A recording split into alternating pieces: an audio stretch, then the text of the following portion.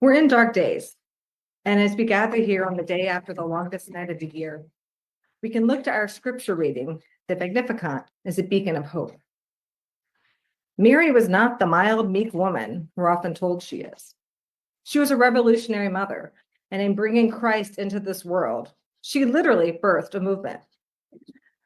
So I want to take a moment to honor Mary, the original movement mother, and so many others who give birth to and grow movements in their own ways, who light the way when things, like today, seem their darkest. Movement mothers are leaders, community builders, organizers, and educators. They're nurturing and resilient. They inspire us. They are the prophets of our time. We look to Fannie Lou Hamer, Dottie Stevens, Elva Baker, Callie Greer, Pamela Sue Rush, and countless others, many whose names we may not know. These women play such critical roles in movements for justice. And I especially want to name Minister Savina Martin, who is here with us tonight, a movement mother who many of us have the blessing of knowing and learning from. And I also feel lucky to get to call her my friend. We'll get to hear her prophetic words later in this service. But now I'd like to share with you words from a well-known movement mother, Coretta Scott King. Speaking at Resurrection City in 1968, not long after her husband was murdered, she said, "Poverty can produce the most deadly kind of violence. In this society, poverty against poor people and minority groups is routine. I remind you that starving a child is violence. Suppressing a culture is violence. Neglecting school children is violence. Punishing a mother and her child is violence. Discrimination against a working man is violence. Ghetto housing is violence. Ignoring medical needs is violence. Contempt for poverty is violence."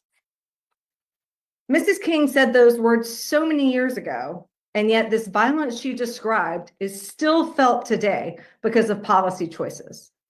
But it does not have to be this way.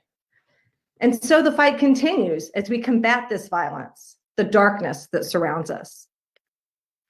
Earlier today, as part of a Las Posadas celebration, the Cairo Center, the New York State Poor People's Campaign, and the Labor Religion Coalition organized and delivered a petition to the governor's mansion in Albany, asking Governor Hochul to fulfill New York State's commitment to cut child poverty in half. And there's so many other examples from our partners that we'd heard from throughout this season. This season, the Advent of Revolution, where we, like Mary, are waiting in the dark.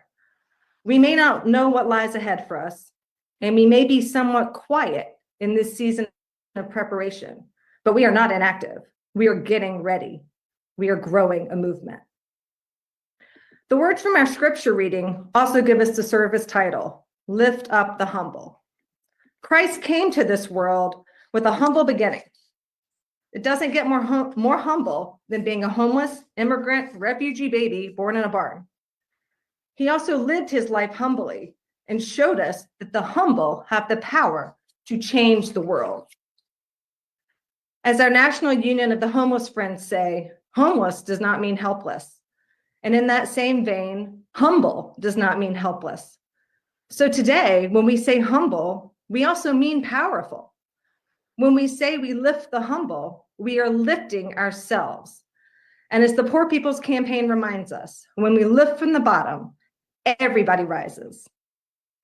So tonight we give thanks for this united community, knowing that we come together, great things are possible. And tonight we honor and remember the movement mothers who guide us. We are grateful for the path that they have lit for us. May we emulate them and we too be beacons.